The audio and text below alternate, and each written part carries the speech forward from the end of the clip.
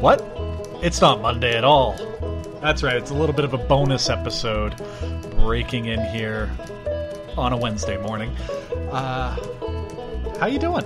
Hoping you're having a good week.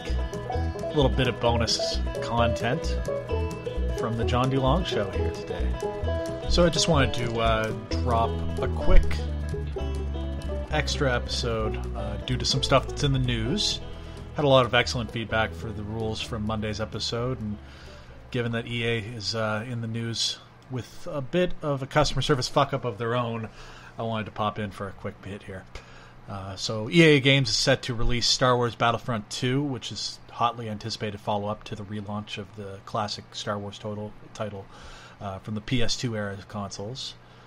Sort of long story short, certain characters are locked at the start of the game, which is fairly normal. Now you can choose to grind out hours upon hours of gameplay to access them. The average, according to an article that I'll include in the show notes, is about 40 hours of in-game gameplay. Or you can pay to play them by accessing them through buying loot boxes and hope that you get enough in-game credits this way, and then you can unlock the characters, and it's messy. So there's, the classic heroes of the Star Wars saga, like Leia, Chewie, Han, Luke, Vader, and it makes sense to a certain extent that they're locked out, but the problem is that it's very much smacking of that microtransaction, pay-to-play model that sort of plagued the first of the new Battlefront titles. So Reddit user MBM Maverick posted on the game subreddit a topic titled, "Seriously, I paid $80 to have Vader unlocked?" Complaining that effectively EA was falling back into a model in which there are haves and have-nots, and the have-nots are the ones who don't buy the extra items to unlock the better content. EA actually responds in this thread with what is actually literally the most downvoted comment in Reddit history.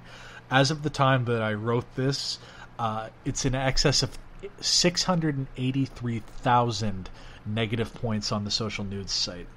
Unprecedented. So naturally a bunch of people are upset at EA and they want to cancel their pre-orders of this game, which, side note, it's 2017. Why do we pre-order games? It's kind of stupid. Don't get me wrong, if it's a sure thing, like if Rockstar comes out tomorrow and says, hey, by the way, we're releasing Grand Theft Auto 6 next year, pre-orders are set to open this Friday, I'm slapping down a pre-order just because I know that I'm going to get this game, and I know that at the very least it's only going to be, like, the worst it's going to be is like Grand Theft Auto 4. So anyhow, like, honestly, pre-ordering games, dumb idea, and here's a good reason why. So EA takes the option off of their website to cancel and get a refund, and basically made it so that they had to contact them via phone in order to do so. So now it's clear why I'm breaking in to talk about this, isn't it?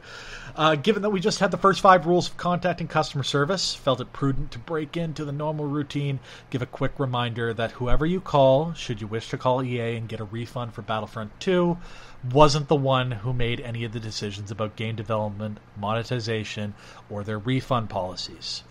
This person is just a poor sucker who's probably being pressured into working a crazy amount of overtime because the company that they represent shat the bed PR-wise. Please be kind to them.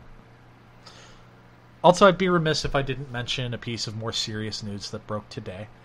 I'm not going to go into a full-scale rant about the latest mass shooting, this time in a number of Northern California locations, including an elementary school. At least 2 children are victims of this attack. And as I was writing this, at least 5 people are dead. I'm a Canadian. I don't really have a dog in the U.S. gun law fight. What I will say is that in the time that I've had this podcast, I've had to say something like this twice. There's been 2 major shootings where children, kids as young as 4 and 5 years old, are amongst the victims. That's fucked up. Something should change to stop that from happening. That's about as far as I'm willing to dip my toes into this particular debate right now. But just kids shouldn't have to fucking die because of gun laws.